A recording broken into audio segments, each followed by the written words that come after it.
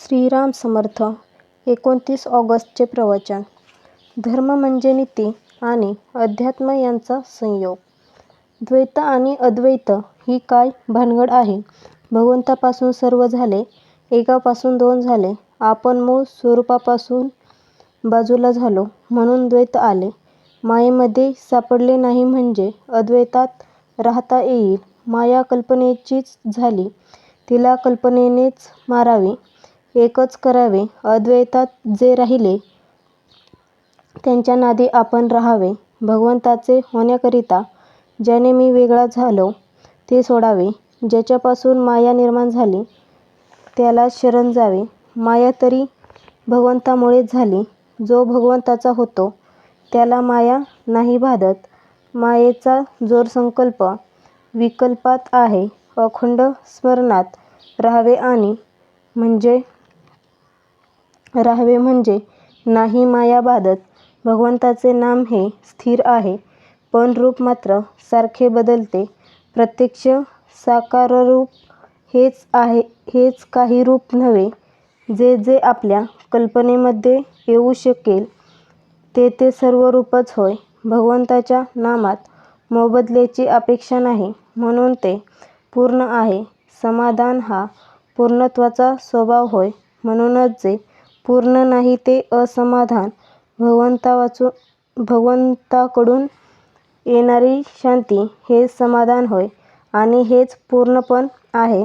जे शास्त्र समाधान देते तेच शास्त्र खरे होय आणि ज्याने शांती आणि समाधानाचा लाभ होतो तोच खरा धर्म होय. धर्म म्हणजे नीती आणि अध्यात्म यांचा संयोगच.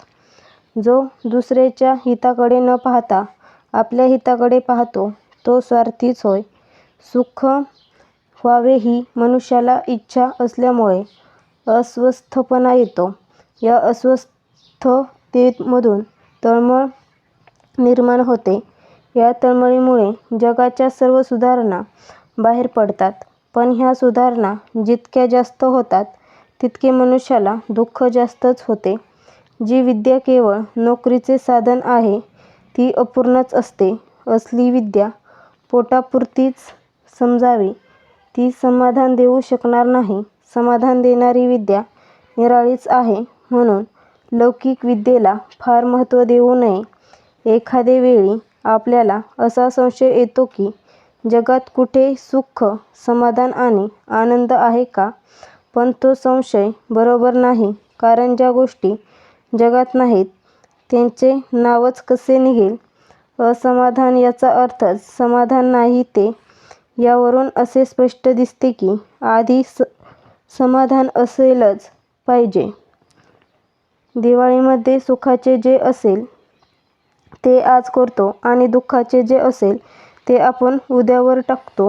ह्याचा अर्थ असा की आपली काळजी नाहीशी झालेली नसूनही आपण आजचा दिवस चांगला म्हणजे काळजीविरहित घालवितो. उद्या पुन्हा काळजी आहेच, पण जो भगवंताचे स्मरण ठेवील त्याला काळजी केव्हाच नसते.